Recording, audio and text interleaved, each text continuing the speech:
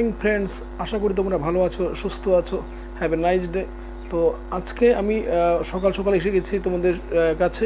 তো আজকে আমরা ভিডিওতে আলোচনা করব যে ইস্টবেঙ্গল ক্লাব একটি বিশ্বস্ত স্পোর্টস ডট কমের তথ্য অনুযায়ী, অর্থাৎ গোল ডট কমের তথ্য অনুযায়ী ইস্টবেঙ্গল ক্লাব নাকি এবছর আইএসএল খেলছে না। 10 দলকে নিয়ে আইএসএল হবে, এটা নাকি এফএসডিএল এর পক্ষ থেকে ঘোষণা করা হয়েছে গত পরশু দিন। মানে যেটা বলতে চাইছি যে গত শুক্রবার যেদিন এফএসডিএল এর মিটিং ছিল সেই সভায়। কিন্তু এই খবরটা কতটা সত্য সেটা যেমন যাচাই করা দরকার। তবে আমরা যত জানি যে গোল ডট কম থেকে যখন বেরিয়েছে খবরটা নিশ্চয়ই সত্য। কিন্তু ইস্টবেঙ্গল কি সত্যি সত্যি আইএসএল খেলতে পারবে না এবছর? এটা কতটা যুক্ত খবর বা এটা আদৌ সত্য কি না সেটা নিয়ে আজকে চুলচোরা বিশ্লেষণ করব তোমাদের সঙ্গে। প্রথম কথা, যদি ইস্টবেঙ্গল আইএসএলে নাই খেলে তাহলে বেশ কয়েকটা প্রশ্ন উঠছে এখন। সেটা হচ্ছে, এক নম্বর, যে ইস্টবেঙ্গল আইএসএল না খেলে কেন এফএসডিএল এতদিন ধরে ইস্টবেঙ্গলের সঙ্গে আলোচনা করে গেল? হ্যাঁ বন্ধুরা, এই নবান্নে কিন্তু কম করে 3 দিন কিন্তু এফএসডিএল কর্তাদের সঙ্গে ইস্টবেঙ্গল কর্তারা মিটিং করেছে। এবং সেই মিটিং করার পর হঠাৎ করে কি এফএসডিএল ঘোষণা করতে পারে যে ইস্টবেঙ্গল এই বছর আইএসএল খেলতে পারবে না? সেটা কখনোই সম্ভব নয়। দ্বিতীয় প্রশ্ন হচ্ছে, যদি সত্যি সত্যি এফএসডিএল বলে থাকে যে ইস্টবেঙ্গল আইএসএল এই বছর পার্টিসিপেট করতে পারবে না, 10 দলে আইএসএল হবে, সেই খবরটা কিন্তু সত্য না। আমরা জানতে পেরেছি এপ্রিল মাসে কিন্তু এই খবরটা বেরিয়েছিল এই নিউজ পোর্টালেই এবং অন্যান্য নিউজ পোর্টালে এবং অন্যান্য নিউজ সংবাদপত্রে, যে সেই সময় কিন্তু নীতা আম্বানির এফএসডিএল কর্তৃপক্ষ জানিয়ে দিয়েছিল এই বছর সম্ভবত দল বাড়ানো হচ্ছে না, 10 দলের আইএসএল হবে। কেননা সেই সময়ও কিন্তু আইএসএলের ক্লাবগুলো আপত্তি জানিয়েছিল ইস্টবেঙ্গল যাতে খেলতে না পারে, এবং তারা বলেছিল, এবং তাদের চাপে কিন্তু এই খবরটা বেরিয়েছিল। এবং গত শুক্রবার যে মিটিংটা হয় সেখানেও কিন্তু একই, এফএসডিএল থেকে কিন্তু কিছু বলা হয়নি।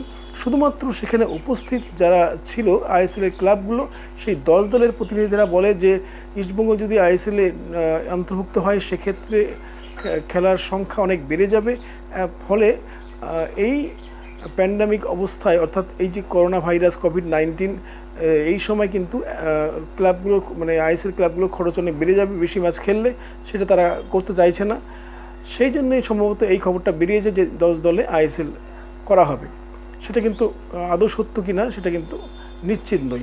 পরের প্রশ্ন হচ্ছে যে এফএসডিএল কিন্তু এখনও অফিসিয়ালিভাবে এটা ঘোষণা করেনি যে এই বছর 10 দলের আইএসএল হচ্ছে। কেননা এটা কিন্তু একটা খবর বেরিয়েছে, জাস্ট মাত্র খবরটা এফএসডিএল যদি অফিসিয়ালি ঘোষণা করতো তাহলে কিন্তু সেটা একটা মান্যতা পেত। ততক্ষণ না এফএসডিএল এটা ঘোষণা করছে ততক্ষণ কিন্তু এই খবরটা আমরা সত্য বলে ধরে নিতে পারি না। যতই বিশ্বস্ত সংস্থা গোল ডট কম খবরটা দেখ না কেন, এটা নিয়ে কিন্তু এখনও বিশ্বস্ত বলা যাবে না, কেননা এফএসডিএল এর হাতে সব কিছু নিয়ন্ত্রণে রয়েছে। তারপরে প্রশ্ন হলো যে এফএসডিএল যদি ইস্টবেঙ্গলকে এবছর আইএসএলে অন্তর্ভুক্ত করতে নাই চায় তাহলে কেন তারা ইস্টবেঙ্গলকে চাপ দিয়ে দ্রুত ইনভেস্টরের নাম ঘোষণা করতে বলল? আর তাহলে ইস্টবেঙ্গল কি 7 কোটির মতো মানে বকেয়া রেখে কোয়েসকে এত দ্রুত কেন ইস্টবেঙ্গল তাদের কাছ থেকে এনওসি নিতে যাবে? তাহলে ইস্টবেঙ্গলে যে 7 কোটি টাকা মানে চলে গেল দ্রুত এনওসি নেওয়ার জন্য, সেটা কি এফএসডিএল কি দিবে? ইস্টবেঙ্গলকে দেবে না। তাহলে তারা চাপ দিয়ে যদি একদিকে ইস্টবেঙ্গলকে কোয়েসের কাছ থেকে এনওসি নিতে বলে, অপরদিকে তারা নতুন স্পন্সর আনার জন্য চাপ দেয়, এবং শোনা যায় ইস্টবেঙ্গলের সঙ্গে কিন্তু পোষণ মুখার্জির কোম্পানির কিন্তু চুক্তি পাকা, অর্থাৎ পাকা হয়ে গেছে বলে খবর। 5 বছরের জন্য এগ্রিমেন্ট হয়ে গেছে বলে একটি নিউজ পোর্টালে এই খবরটা বেরিয়ে গেছে। তাই যদি হয়ে থাকে সেক্ষেত্রে 74% বা 75% শেয়ার তাকে দিতে হচ্ছে। ইস্টবেঙ্গল এত পার্সেন্ট শেয়ার দিবে, যেখানে কোয়েসকে তারা 70% শেয়ার দিয়েছিল, সেখানে এত দ্রুত তাদেরকে নেওয়ার জন্য তাদেরকে 75% মতো শেয়ার দিতে হচ্ছে, 74 থেকে 5% তাড়াহুড়ো করতে গিয়ে। তাহলে কেন তারা এই শেয়ারটা দিয়ে পোষণ মুখার্জির কোম্পানিকে তারা ইউনিভার্সাল যে কোম্পানিটা রয়েছে তাদেরকে নিয়ে আসবে? কারণ সেক্ষেত্রে তাদের তো ধীরে সুস্থে আই লিগ খেললে তো ধীরে সুস্থে অন্য কোম্পানি নিয়েও তারা খেলতে পারত। সেক্ষেত্রে ইউনিভার্সাল সাকসেস এন্টারপ্রাইজ মতো কোম্পানিকে কিন্তু তাদের তড়িঘড়ি আনতে হতো না। কেননা আই লিগ খেলতে গেলে কিন্তু 10 কোটি টাকা বা 12 কোটি বা সর্বোচ্চ 15 কোটি টাকার মধ্যে কিন্তু একটা ভালো দল গড়া যায় এবং ভালোভাবে আইএসএল খেলা যায়। সেক্ষেত্রে কিন্তু বছরে 40 কোটির দরকার পড়ে না। সেক্ষেত্রে পোষণ মুখার্জির ইউনিভার্সাল সাকসেস এন্টারপ্রাইজের মতো কোম্পানির প্রয়োজন পড়তো না। অর্থাৎ ইস্টবেঙ্গল আইএসএল খেলবে বলে কিন্তু এই প্রসূন মুখার্জি কোম্পানির সঙ্গে ইস্টবেঙ্গল কিন্তু তাদেরকে ইনভেস্টার করে নিয়ে আসছে ক্লাবে। তো এখন এফএসডিএল হঠাৎ করে কি এই কথা বলতে পারে যে ইস্টবেঙ্গল আইএসএল কে নেওয়া হবে না? তাহলে কি দ্রুত ইস্টবেঙ্গলকে কেন তার চাপ দিয়ে ইনভেস্টার নেওয়ার জন্য চাপ দিয়েছে? আরেকটা প্রশ্ন আসবে এখানে যে কুশল দাস কিন্তু গত 4-5 দিন আগেও বলে গেছেন যে ইস্টবেঙ্গল যদি প্রয়োজনীয় কাগজপত্র জোগাড় করতে পারে, ভালো ইনভেস্টার নিয়ে আসতে পারে, তাহলে তাদের জন্য আইএসএলের দরজা ওপেন রয়েছে। অর্থাৎ একদিকে এআইএফএফ সচিব বলছেন ইস্টবেঙ্গলের জন্য দরজা খোলা, অপরদিকে এফএসডিএল সরকারিভাবে কিছু বলছে না। এফএসডিএল প্রতিনিধিরা নবান্নে এসে ইস্টবেঙ্গল ক্লাব কর্তাদের সঙ্গে বারে বারে মিটিং করে যাচ্ছেন, তারা মিটিং করছেন যে ইস্টবেঙ্গল যাতে আইএসএল খেলতে পারে সে ব্যাপারে তাদের পরামর্শ দিচ্ছেন। আবার অপরদিকে তারাই বলছে যে ইস্টবেঙ্গলকে এবছর আইএসএল নেওয়া হবে না। এই দ্বিচিরেতা কথাটার মানে কি? অর্থাৎ এই খবরটা কিন্তু যেহেতু এফএসডিএল বলেনি, সুতরাং এখনও কিন্তু ইস্টবেঙ্গলের এই ব্যাপারটা নিয়ে ইস্টবেঙ্গল সাপোর্টারদের কিন্তু অযথা টেনশন করার কোনো প্রয়োজন নেই বলে আমি মনে করি। আর তাছাড়া একটা প্রশ্ন রয়েছে এখানে যে এফএসডিএল যদি সত্যি ইস্টবেঙ্গলকে আইএসএলে না নিত, তাহলে তো তারা ইতিমধ্যে কিন্তু সূচি ঘোষণা করে দিত, আর নিবে বলে কিন্তু তারা এতদিন সময় নিয়েছে। তাছাড়া আমরা দেখেছি, অতীতেও আমরা দেখেছি এফএসডিএল বলেছিল একটা সময় যে তারা কিন্তু এই একটা নির্দিষ্ট তারিখ দিয়ে বলেছিল সেই তারিখ থেকে আইএসএল শুরু হচ্ছে, এবছর নতুন কোনো দল নেওয়া হবে না। কিন্তু আমরা পরবর্তী ক্ষেত্রে দেখেছি যে জামশেদপুর এফসি কিন্তু তারপরেও তারা দলে নিয়েছে। এমনকি দিল্লি ডায়নামোসের অবলুপ্তির পরে উড়িষ্যা এফসি ক্ষেত্রে আমরা দেখেছি এই ঘটনা ঘটতে। অর্থাৎ তারা কিন্তু বলে দিয়েছে আর নতুন দল নেওয়া হবে না বা সূচি ঘোষণা করে দিয়েছে, তারপরেও তারা কিন্তু নতুন দল নিয়েছে। অর্থাৎ এফএসডিএলও কিন্তু জামশেদপুর এফসি উড়িষ্যা এফসি ক্ষেত্রে যদি আলাদা নিয়ম করতে পারে তাহলে ইস্টবেঙ্গলের জন্য দরজা খোলা, একথা আপনাদের আমি হলফ করে বলতে পারি। আর তাছাড়া ইস্টবেঙ্গলের লক্ষ লক্ষ কোটি কোটি সাপোর্টারদের একটা সম্মান জড়িত রয়েছে এখানে। ইস্টবেঙ্গল কর্তারা বলতে গেলে এই লকডাউনের মধ্যেও আদা জল খেয়ে পড়ে রয়েছেন, তারা অনবরত পরিশ্রম করে কোচের কাছ থেকে এনওসি নিয়ে নিয়েছেন। তারা প্রসূন মুখার্জির মতো ইউনিভার্সাল সাকসেস এন্টারপ্রাইজের মতো বড় কোম্পানিকে তাদের ইনভেস্টার করে নিয়ে আসছেন। সেই মুহূর্তে এই ধরনের একটা খবর বাজারে ছড়িয়ে দিয়ে এফএসডিএল কিন্তু অ্যাকচুয়ালি ইস্টবেঙ্গলের প্রতি চাপ সৃষ্টি করার চেষ্টা করছে। কেননা ইস্টবেঙ্গলকে তারা চাপ না দিলে সেক্ষেত্রে কিন্তু ইস্টবেঙ্গল দ্রুত তাদের ইনভেস্টার নাম ঘোষণা করবে না, এবং তার সেক্ষেত্রে কিন্তু যেটা আইএসএলের সূচি সেটা কিন্তু ঘোষণা করার সম্ভব হচ্ছে না এফএসডিএলের পক্ষে। যেটা বলছিলাম, এফএসডিএল কিন্তু ইস্টবেঙ্গল ক্লাবের উপর চাপ সৃষ্টি করতেই দ্রুত ইনভেস্টারের নাম, দ্রুত আইএসএল খেলার জন্য প্রয়োজনীয় নথিপত্র যাতে ইস্টবেঙ্গল জমা দিতে পারে, সেই জন্য কিন্তু চাপ সৃষ্টি করার জন্য এই খবরটা কিন্তু বাজারে ছড়িয়ে দিয়েছে বলে আমার মনে হচ্ছে। এবং আমরা যা বিশ্বাস করি যে ইস্টবেঙ্গল ক্লাবের হাতে কিন্তু বেশি সময় নেই। এটা সত্য যে ইস্টবেঙ্গলকে কিন্তু আগামী 3-4 দিনের মধ্যে কিন্তু তাদের ইনভেস্টারের নাম সহ প্রয়োজনীয় কাগজপত্র কিন্তু এফএসডিএলের কাছে পাঠিয়ে দিতে হবে। সেক্ষেত্রে কিন্তু এফএসডিএল ইস্টবেঙ্গলকে আইএসএল খেলার ছাড়পত্র দিবে বলে এই মুহূর্তে খবর বেরিয়ে আসছে। এবং কুশল দাসও কিন্তু জানিয়েছেন যে ইস্টবেঙ্গল যদি 4-5 দিনের মধ্যে, মানে 3-4 দিনের মধ্যে এই ব্যাপারগুলো সম্পূর্ণ করতে পারে তাহলে কিন্তু ইস্টবেঙ্গল এখনও আইএসএল খেলতে পারে। অর্থাৎ ইস্টবেঙ্গলকে চাপ সৃষ্টি করে ইস্টবেঙ্গল যাতে দ্রুত আইএসএল খেলে সেটা কিন্তু জানানোর জন্যই কিন্তু এই ব্যাপারটা করা হয়েছে।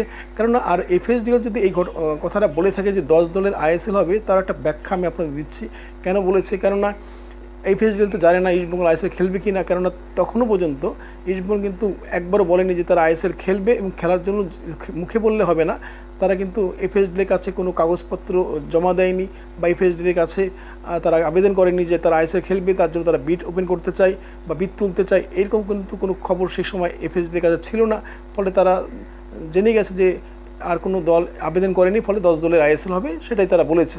কিন্তু এফএসডিএল যেটা চাইছে, যে যারা জানতো যে ইস্টবেঙ্গল আইএসএল খেলতে চায়, কিন্তু খেলতে চাওয়া এবং খেলার মধ্যে কিন্তু অনেক ডিফারেন্স রয়েছে। অর্থাৎ প্রয়োজনীয় কাগজপত্র কিন্তু এফএসডিএলের কাছে দিতে হবে, ব্যাংক গ্যারান্টি দিতে হবে, ইনভেস্টরের নাম জমা দিতে হবে, এবং শোনা যাচ্ছে আগামী 10ই আগস্টের মধ্যে কিন্তু 3টি জার্সি, অর্থাৎ 3 ধরনের জার্সি কিন্তু প্রত্যেকটা আইএসএল ক্লাবকে কিন্তু এফএসডিএলের কাছে পাঠাতে হবে। সেটা কিন্তু ইস্টবেঙ্গলের ক্ষেত্রে প্রযোজ্য। অর্থাৎ ইস্টবেঙ্গলের হাতে কিন্তু খুব অল্প সময় রয়েছে, এর মধ্যে ইস্টবেঙ্গল কিন্তু যাবতীয় ইনভেস্টরের নাম নথিভুক্ত করতে হবে, প্রয়োজনীয় কাগজপত্র এফএসডিএলের কাছে পাঠাতে হবে, এবং 3 ধরনের জার্সি কিন্তু 10 তারিখের মধ্যে কিন্তু এফএসডির কাছে পাঠাতে হবে। সেক্ষেত্রে কিন্তু ইস্টবেঙ্গলের আইএসএল খেলা আটকাচ্ছে না, এটা কিন্তু কনফার্ম নিউজ এই মুহূর্তে বেরিয়ে আসছে।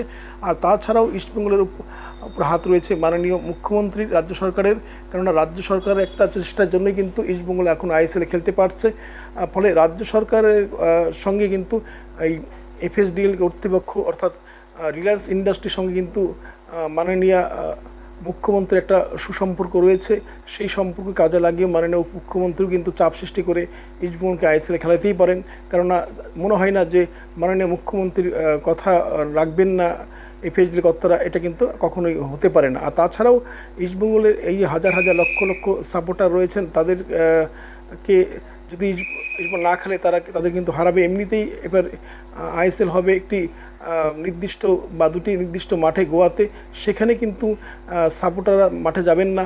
ফলে যা খেলা হবে সব খেলায় কিন্তু টিভির মাধ্যমে মানুষ দেখতে পাবে, এবং টিভিতে কিন্তু দর্শক থাকবে না যদি ইস্টবেঙ্গল না খেলে, সেটাও কিন্তু এফএসডিএলকে ভাবতে হচ্ছে। তো আমরা আশাবাদী যে ইস্টবেঙ্গল আইএসএল খেলবে, আপনারা ভরসা রাখুন। আপনি যারা ইস্টবেঙ্গলকে ভালোবাসেন বা ইস্টবেঙ্গলকে যারা মায়ের মতো দেখেন, তাদেরকে বলছি কোনো ভয় করবেন না, ইস্টবেঙ্গল কিন্তু আইএসএল খেলবে। আমি এখনও বলছি ইস্টবেঙ্গল আইএসএল খেলার জন্য ইস্টবেঙ্গল কর্তারাও কিন্তু এখন সক্রিয় হয়ে উঠেছেন, এবং শোনা যাচ্ছে যে তারাও কিন্তু যতটা সম্ভব অ্যাজ সুন অ্যাজ পসিবল তারা অল দ্য ডকুমেন্টস তারা সেন্ড করছেন এফএসডিএলকে। যাই হোক, এবার আসবো আমরা নেক্সট আপডেট নিয়ে। শোনা যাচ্ছে যে মোহনবাগান দিবস 29শে আগস্ট, যেটা প্রতি বছর হয়ে থাকে, এটা শুরু করেছিলেন 1991-92 তৎকালীন মোহনবাগান সম্পাদক অঞ্জন মিত্র। সেই মোহনবাগান দিবস কিন্তু এই বছর মোহনবাগান ক্লাব তাবতে হবে না, তবে তার জন্য কিন্তু গতকাল সারা বিশ্বে ছড়িয়ে থাকা মোহনবাগানের হাজার হাজার লক্ষ লক্ষ সাপোর্টারদের একটা দল কিন্তু মননে বলে একটা অনুষ্ঠান করেন গতকাল।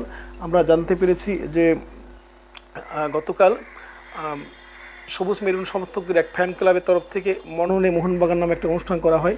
সেখানে কিন্তু বেশ কিছু তারকা অতীত ফুটবলার, গত বছরের কোচ কিবু ভিকুনা, বেইতিয়া, জোসেফ বেইতিয়া, কুমরুন, তসরুপ ছাড়াও অনেক মোহনবাগানের প্রাক্তন ফুটবলাররা অংশ নেন, অনেক সাপোর্টাররা অংশ নেন।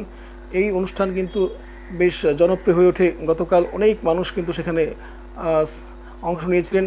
সেটা কিন্তু একটা দুর্দান্ত অনুষ্ঠান ছিল, যেটা কিন্তু অনেকেই দেখেছে, আর আমিও নিজেও দেখেছি। বেশ ভালো লেগেছে অনুষ্ঠানটি, এবং শোনা যাচ্ছে যে এই অনুষ্ঠান সাকসেস হওয়ার পর মোহনবাগান সমর্থকরা বেশ খুশি।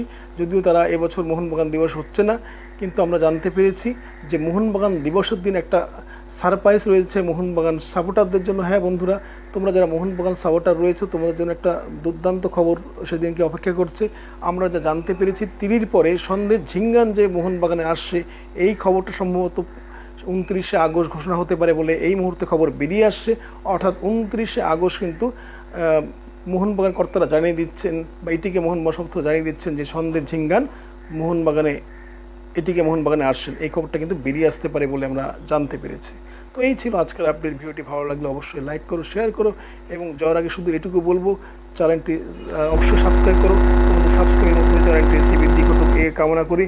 এবং যারা নিয়মিত চ্যানেলটি দেখছো অথচ চ্যানেলটি সাবস্ক্রাইব করছো না, এবং কিসের ওয়েট করছো বন্ধুরা, তোমাদের সাপোর্টটা অবশ্যই দরকার। তোমরা সাপোর্ট করো। ভালো থেকো, সুস্থ থেকো। ভগবান যেন তোমাদের সকলকে ভালো রাখে। নমস্কার।